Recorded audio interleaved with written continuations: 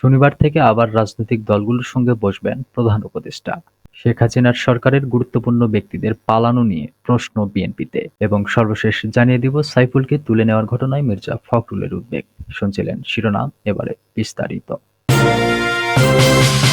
শনিবার থেকে আবার রাজনৈতিক দলগুলোর সঙ্গে বসবেন প্রধান উপদেষ্টা।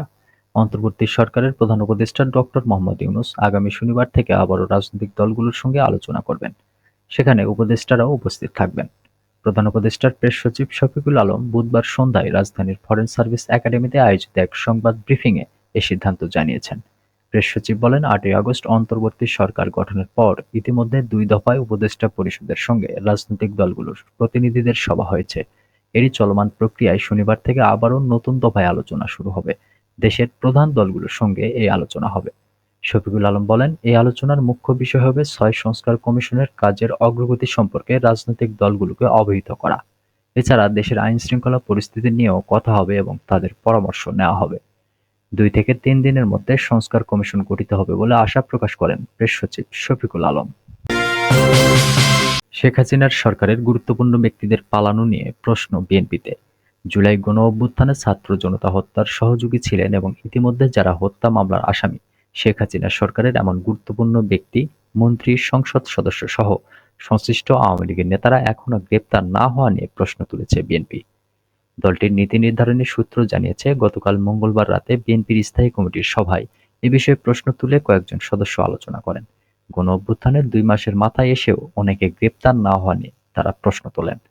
স্থায়ী কমিটির একজন সদস্য জানান, তারা ইতিমধ্যে বিভিন্ন সংবাদ মাধ্যমে দেখতে পেয়েছেন পতিত শেখ হাসিনা সরকারের এমন গুরুত্বপূর্ণ ব্যক্তি, মন্ত্রী, সংসদ সদস্য বিদেশে পালিয়ে গেছেন। তাদের কাউকে কাউকে ভারতের বিভিন্ন মাজার ও পার্কেও দেখা গেছে। বিএনপির নেতারা মনে করেন, হত্যা মামলার পরেও এসব আসামি কিভাবে পালালেন, কারা তাদের পালিয়ে যেতে সহযোগিতা করেছে, এসব বিষয়ে জনমনে যথেষ্ট প্রশ্ন ও উদ্বেগ আছে। বিএনপির নীতি নির্ধারণী একটি সূত্র জানিয়েছে, সোমবারের সভায় দেশের চলমান পরিস্থিতি, গুরুত্বপূর্ণ প্রাতিষ্ঠানিক সংস্কার এবং আগামীর জাতীয় নির্বাচন নিয়েও সদস্যরা আলোচনা করেন। তারা বুঝতে চাইছেন দেশের পরিস্থিতি কোন দিকে যাচ্ছে। এছাড়া অন্তর্বর্তী সরকার কিভাবে সংস্কার করতে চাইছে, সংস্কারের রোডম্যাপ কেন দেওয়া হচ্ছে না, সংস্কার কবে নাগাদ হবে, এসব বিষয়েও বিএনপির নীতি নির্ধারণী নেতাদের মধ্যে নানা প্রশ্ন আছে। সাইফুলকে তুলে নেওয়ার ঘটনায় মির্জা ফখরুলের উদ্বেগ। দেশে গুমের শিকার পরিবারগুলোর সংগঠন মায়ের ডাক এর সমন্বয়ক সানজিদা ইসলাম ও বিএনপি নেতা সাজিদুল ইসলাম সুমনের ভাই শফিকুল ইসলামকে তুলে নিয়ে যাওয়ার ঘটনায় উদ্বেগ জানিয়েছেন বিএনপির মহাসচিব মির্জা ফখরুল ইসলাম আলমগীর। বুধবার গণমাধ্যমে পাঠানো এক বিবৃতিতে এই উদ্বেগের কথা জানানো হয়।